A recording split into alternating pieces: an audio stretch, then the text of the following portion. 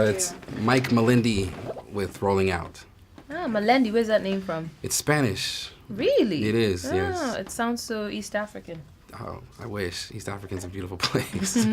But let's talk a little bit about the other night, the premiere. Yeah. You have George Lucas. I mean, huge names, people who created Star Wars, and they come to their feet, standing ovation before the film has even started. Can you at all talk about what that feeling felt like that night?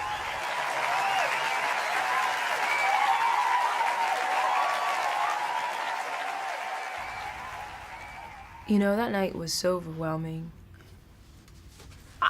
I hadn't seen the film. None of us had seen this film except for Chadwick. I don't feel any kind of way about that.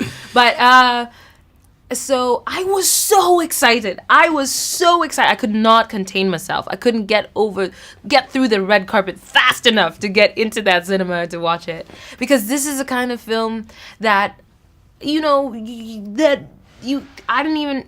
I didn't know was possible, that you wish existed, but you don't even really have the imaginative capacity to think about, right, until someone like Ryan Coogler comes and tells you he's making it, Mm-hmm. And I knew how important it was when he told me the story. We knew how important it was when we were making it. We knew how, groundbreaking it could potentially be. Yes. And to finally be in the room about to watch it and to see that everyone else was looking forward to it as much as we were. Mm-hmm. I mean, goodness me. It was a lot to take in. Yeah. It was a lot. And then the movie delivered, and you're just like, now what? It's a sort of speechless kind of moment. It's almost surreal in a sense. So, what do you think this means? I know you're kind of in that moment now, but looking back on it, let's say 5-6 years from now, I mean, what do you think this movie represents for the future? Well, if I know that this film has the potential to really, really shift popular culture. Yes. When I think about movies like Coming to America, it was made such a long time ago, and it's such a specific movie and such a different movie from what we have, and yet how it was able to affect popular culture, mm-hmm, that is a reference point that they go back to over and over again. Yes. Coming to America, Star Wars, these are things that are just embedded in our lingo now. Yes. Saying Darth Vader is like using the word particular, or it's like so.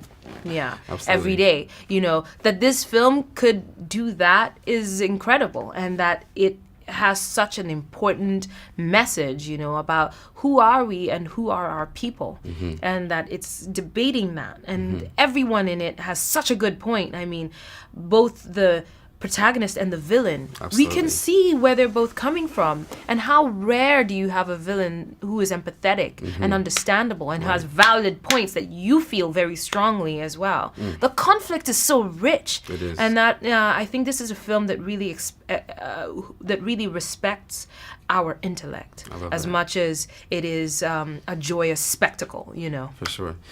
So well said. I want to talk a little bit about, you mentioned lingo earlier, and something that's been kind of tossed around in popular culture is the term black girl magic. And this, in many ways, it really is a magical experience that people are going to be taking on. Mm-hmm. But when it comes to that saying, it almost implies that there's something mysterious, or that this is like a coincidence in a sense, that all these talented African women are coming together and creating this content.